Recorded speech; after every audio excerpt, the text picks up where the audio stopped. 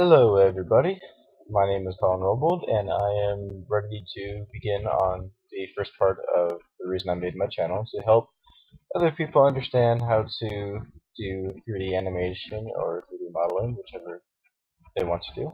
And as you may have heard from one of my other videos, the goal of my channel is to help other people become a game designer if they wish, or if they just want to watch videos that I put up, because I'll be putting up several kinds of videos, such as like arts and crafts kind of stuff, sketching, some let's play videos, some game reviews, things like that.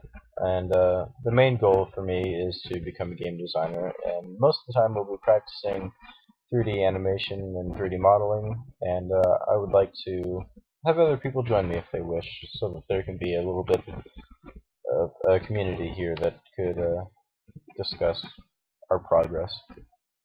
So here we have the Blender program. If you don't know what Blender is, that's what we will be working with.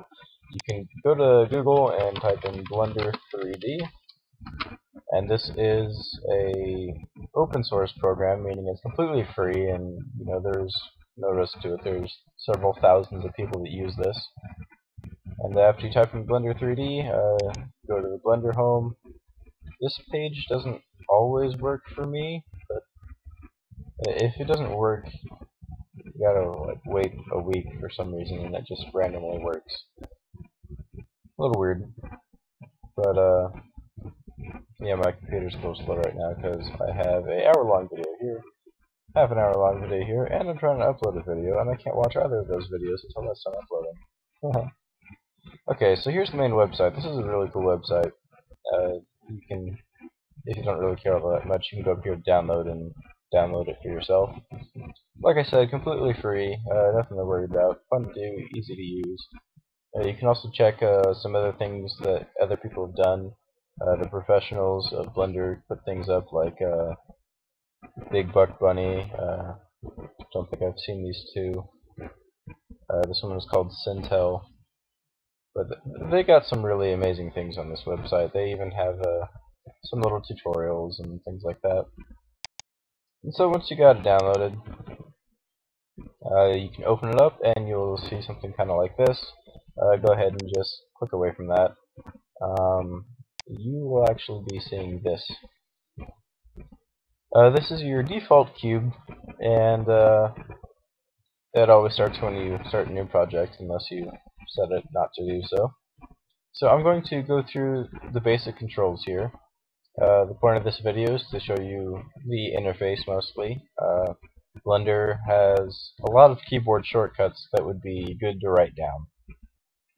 If you had like a small notebook, in fact that's one of the things I'm doing, I keep a small notebook for some things on Blender. You can also look it up online. It's really easy to type in Blender keyboard shortcuts and you'll get an entire list. Then a simple Control F to find what you're looking for. But anyway, if you don't want to write a list, you can do this with me and it might help you. So let's start with zooming in and out. It's as simple as going up and down on the mouse wheel. You would realize that you wouldn't really be sure how to turn the screen, because that's actually the third mouse button, which is the mouse wheel like this. If you push down on that, that's a button, and you can rotate around that. And if you hold Shift while doing that, you can actually pan the whole screen.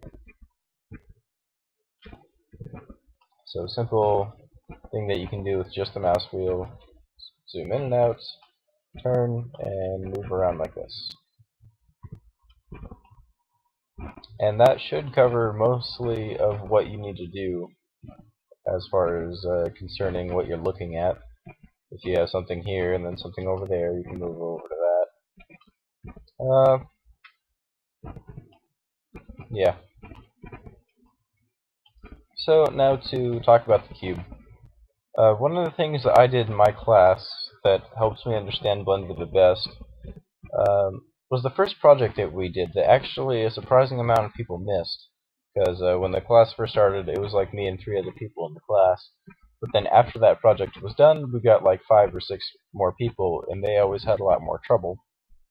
And so what we did that first day or two was we modeled a spaceship and animated it as well.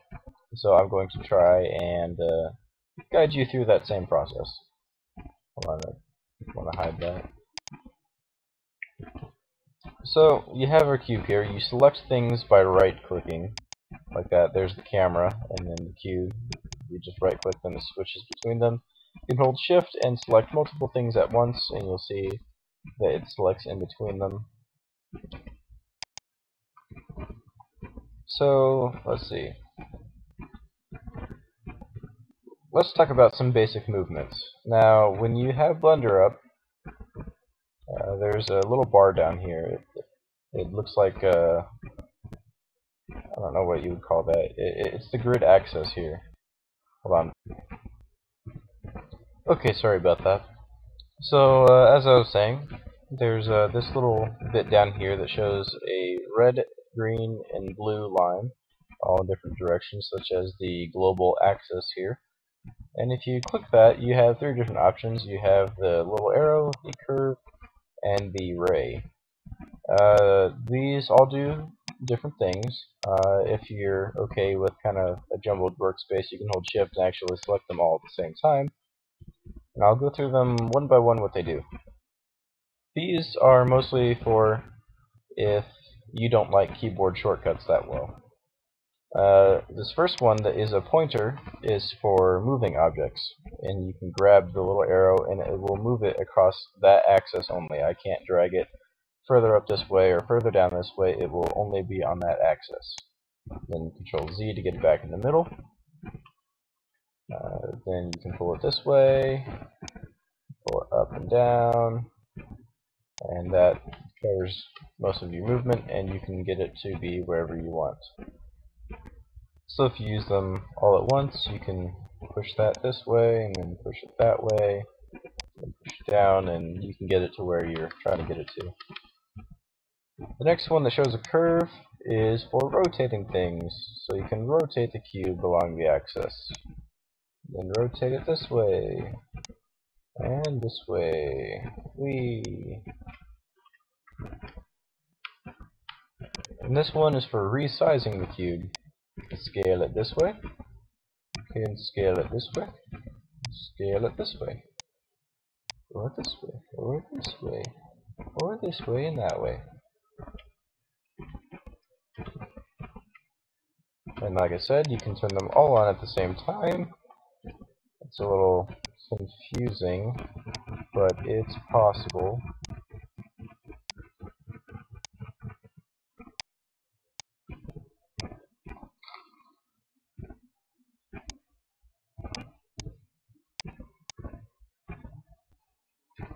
And if you want to delete something, you hit X, and it asks you if you're sure you want to delete it. Now if you want to add something, the shortcut for it is Shift A, which goes to the Add menu up here. So if you don't want to do Shift A, you can go to the Add menu, hit Mesh. You have a plane, a cube, a circle, a UV sphere, which is a like a full circle that's three-dimensional. An icosphere, I think that's how you say it. We don't really use that one too much. Cylinder, cone, grid, monkey. This monkey has a name. Suzanne, that's what it is. Yeah. So I'm going to go ahead and add another square, or a cube. And so also, if you want to do those same basic movements, you can press G on the keyboard for grab, which grabs it and lets you move the mouse around and freely rotate it, and then you go ahead and click wherever you want it to go. You can hit R to rotate it as you're looking at it, like that. And you can hit S to scale it in all directions like that. Now that seems a little can't think of the word, but it seems like you can't be as precise with it as these ones here. If you press G and look down here at your 3D grid or your global grid positioning thing, you can see what line is what dimension. The yellow one is the Y dimension. The Z going up and down is going up and down. and the X one is this red line here. Yeah, the blue one. If I press G and then hit Y, it locks it to that one, just as if you were moving it with the mouse, but it's a lot easier to get to sometimes than clicking on the green arrow, because sometimes you'll misclick and click on something else. Along with that, you can also rotate things by selecting the axis, and you can scale things by selecting the axis, just like that.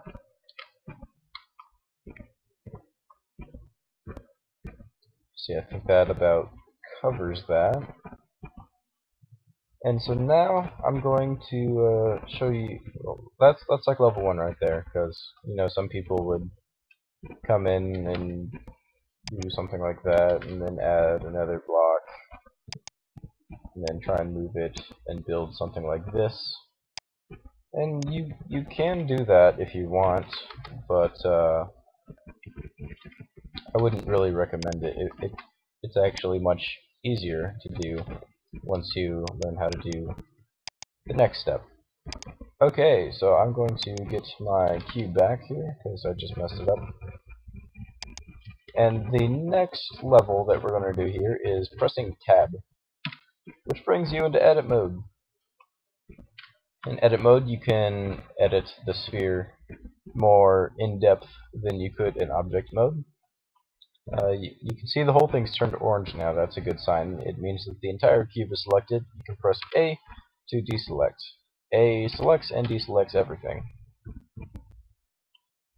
And let's see. If you right-click the corners, you would be clicking on the vertices, and you can move the vertices as you wish, just like that. If you select 2, you can scale them and rotate them just as anything else. You can basically know that anytime you have something selected, you can grab, rotate, and scale it. It doesn't hardly ever matter what it is. If you select 4 vertices, you get a face, and you can move that up and down, scale it, and rotate, and all that. But this next thing that you can do with it is very interesting. Actually, I'm going to hit Control Tab, which would bring up my Mesh Select mode, where I can tell it to either select vertices, edges, or faces. You can also find that right here by clicking on it. But a lot of more experienced Blender users that are really familiar with the keyboard shortcuts are pretty lazy and don't usually like clicking down here very much. They like to constantly be working with what they're making. So now I'm in face selector mode. Again, that was Control Tab or clicking down here. And as you right click on a face, it will select those 4 vertices at once and show you that you have selected the face. This next part is really cool, and it's where a lot of Blender happens. It's simply by selecting something such as a face or an edge or something and pressing E. And this is called an extrusion. This takes that face or whatever you selected and extrudes it out into wherever you put it. So if I were to click there, you can see that cube came out a little bit more, and then I can even rotate that as I wish, scale it. And yeah, select this side, and I can extrude that, scale it down, rotate it the other way, and you can make some pretty wonky stuff if you want.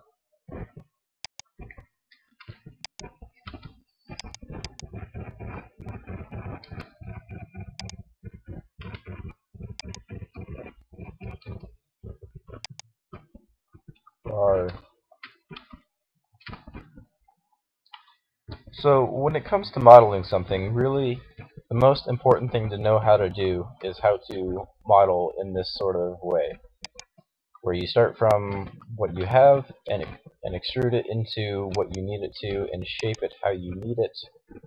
And then say I wanted it to turn this way, I would rotate it so it would have a point like that. And then I would extrude it this way, maybe make it smaller right here, extrude it a tiny bit more, make it bigger. extrude it this way, grab it over here, and that's how you build.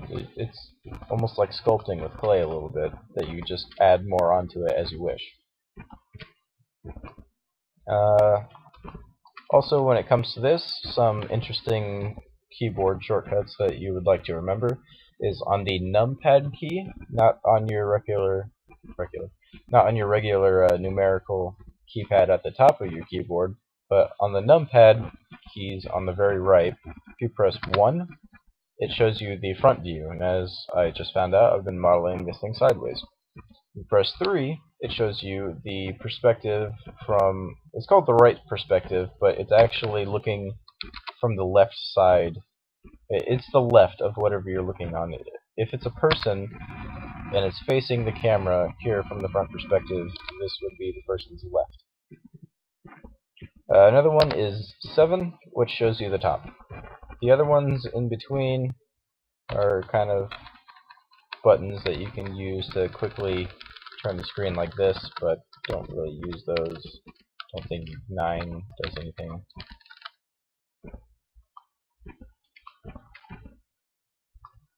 Let's see. If you're trying to select something that's in a... Oh yeah, you'll notice that, I think by default on Blender, the camera rotates around what you have selected. So right now it rotates around that, but if I select this, it rotates around that. If you're trying to select something that's behind a bunch of stuff and you can't quite reach to it, say you just need that one little vertex, you can press Z, and that goes into wireframe mode, where you can see everything except the wires, and then you can click on things through objects much easier, such as that. Press Z to get out of that. You can also find that down here. Wait, yeah, right there, wireframe. And let's see, anything else I should show you before we move on to part 2?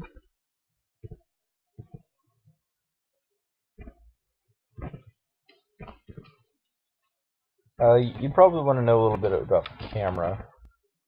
Wait, I do have something very important to tell you.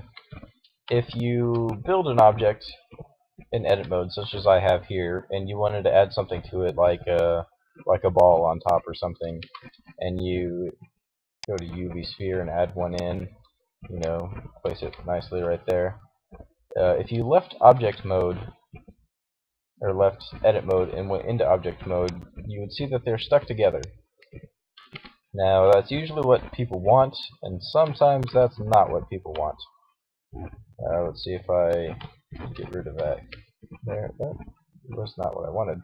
But I can still show you what I mean. You know, just kind of.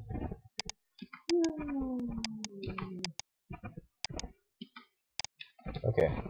So, if you're in edit mode and you add the object, whatever you just added becomes a part of this. So if we go to object mode, like I said just a moment before, it would be stuck to that. That looks kind of cool. Let's see, yeah. But if we go into edit mode and delete that, that was just a Control Z for undo, that was an actual deleting. So you've built your thing here and you want to add a circle separately. You go back to object mode and then add the circle, and it will be a separate object from this. Good to know. One thing you might not like about the circle is how it's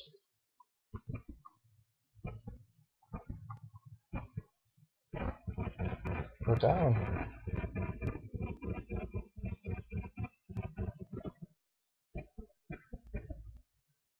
Go down.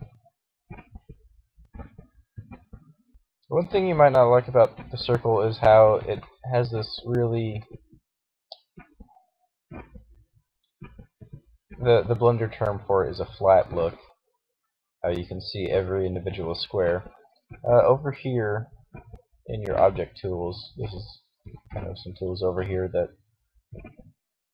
like you can see, we have our basic tools right here. I didn't even know that, and they're always right there. Got the rotation thing there. The problem with clicking up here is it starts what you're doing from here. Like if I hit scale, I have to start from that mouse position over there, and that's a little awkward. This origin one is kind of interesting, but we can get to that later. So over here you see shading. If you hit smooth, that will kind of round off the edges of whatever you're making and make it more round like that. Let's see what happens if I do it over here. It doesn't work as great on low poly things, but it does help give things a little bit more of a smooth look. Just like that. If you happen to click somewhere, you'll notice this thing moving around, and that's kind of annoying. This is called the 3D cursor. It doesn't do all that much in the basics of Blender, other than if I click over here and add something, it will spawn it over there. But if you want it to stay nice and neat in the middle, like you first were introduced with it, hit Shift S. I don't know if there's a place to click for this. The only place I know how to do this is in the keyboard shortcuts. And then hit Cursor to Center. You can also do that with other objects. Cube, if it was over there, Shift S, and then like selection the grid would get it stuck to the grid. Not stuck, but it would move it to the grid if it were up higher. Then Shift S, selection of the grid. Or maybe not. I don't know what that's doing. Selection the cursor, that would take your selection to wherever the cursor is, just like that. I think that's about all we need to show you for the basics here. Let's see, object and edit mode. These other modes aren't important right now. Sorry, my voice is a little weird. It's early in the morning for me right now. It's kind of a summer bit for me, and I kind of got that morning voice.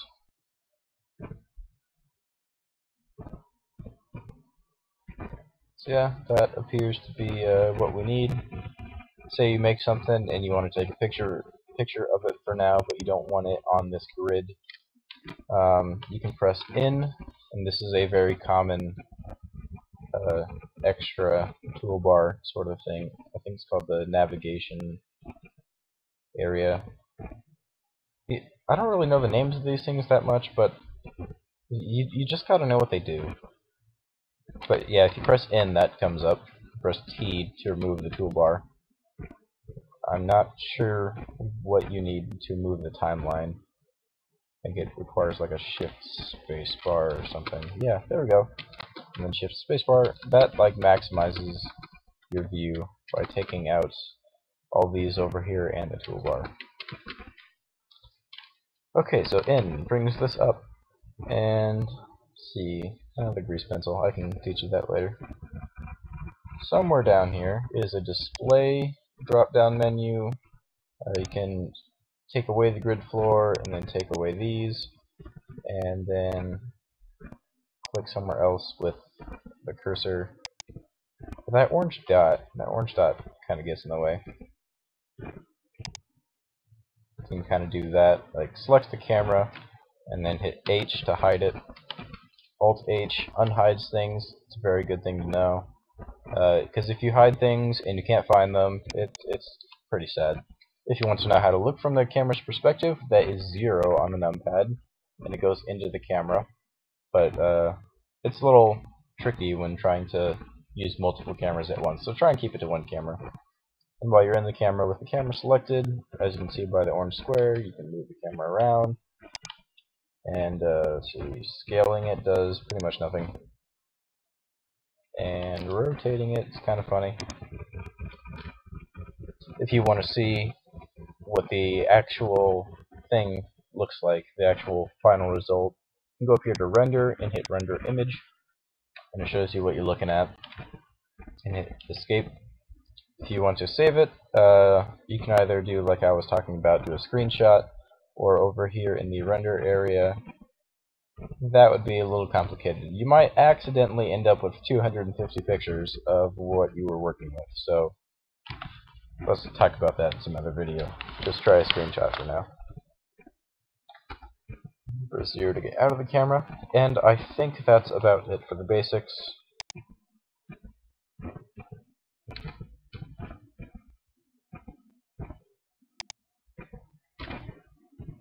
Okay then. So if you're wondering where I'm planning to go with these tutorials, I'm going to continue showing you the spaceship project where we make a spaceship. There's a much easier way than you're thinking right now, because there's something else that you don't know about. And after that, I am planning on showing you how to do textures and rig kind of at the same time. I wanted to think up something easy for, I'm doing hand gestures here, you can just imagine me doing hand gestures. I wanted to think up something easy for new Blender people, new Blender Knights to do that could show them a little bit of the modeling aspect, a little bit about the rig and textures all at the same time. I did just remember something that you might want to know. Shift D, that duplicates things. Okay, sorry. Should have mentioned that earlier. So, what I was actually thinking on doing is, a lot of people love Minecraft right now, and it's pretty easy to imagine how simple it would be to make a Minecraft character in Blender.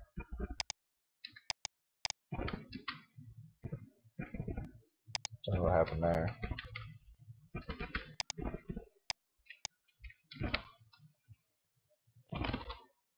Oops.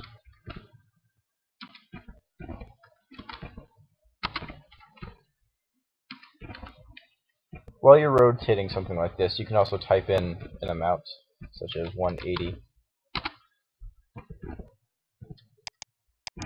So it'd be really easy to make a Minecraft character. I'm just doing a super fast thing right here to kind of show you, like, this is an arm, here's like the body or something.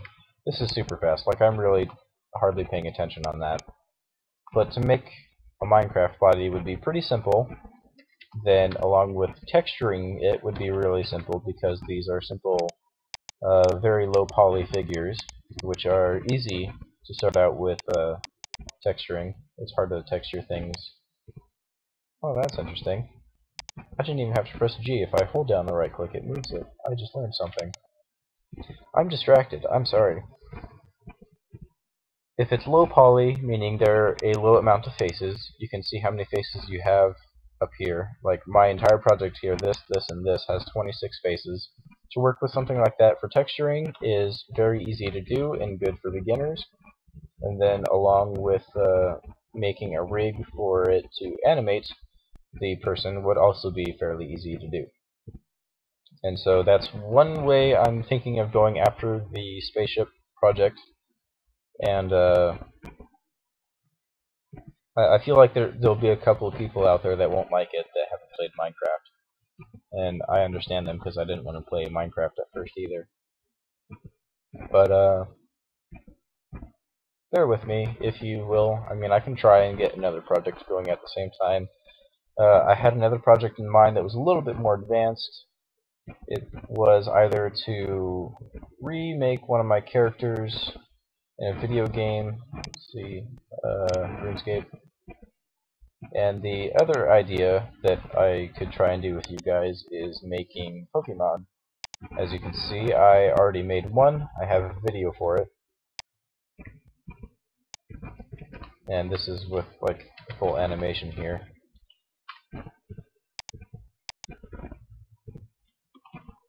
Except it's gonna lag all bad. You can see frames per second are only at like 5. I have a sand shrew under here that is supposed to dig out of the ground, but it's not gonna work right now. It's going all super slow-mo. Camera seeing. So yeah, we could also try and work on making some Pokemon if you guys are into that. I understand not everyone likes Minecraft, not everyone likes Pokemon, not everyone likes RuneScape. You can make whatever you want. That's one of the beautiful things about Blender. But for me to teach you, we got to work on the same thing.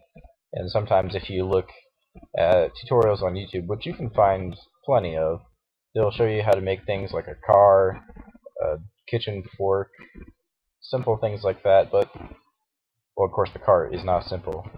But the really simple things to make, I feel like they don't teach you very much. You have to have the complicated things like a Pokemon or a RuneScape character or possibly something about Roblox. Not Roblox. Wow, I completely forgot about Roblox. Something about Minecraft, except Minecraft isn't all that complicated, and that's why I wanted to start with Minecraft. You gotta have the kind of complex things so that if you run into those rare sort of problems, you can see someone else work around them and figure out how to get past the problem. And I feel that that's an important thing to know how to do. And the texturing here was really simple. In fact, this texturing style I had just learned how to do on this project. I'm going to just go ahead and pause and just move it with my mouse. Oh, that'll lag just as much. Anyway, if you want to see this video, click on this annotation here if I get around to putting one up. And I think I'm going to close Blender for now. Thank you for watching, and I hope you enjoy.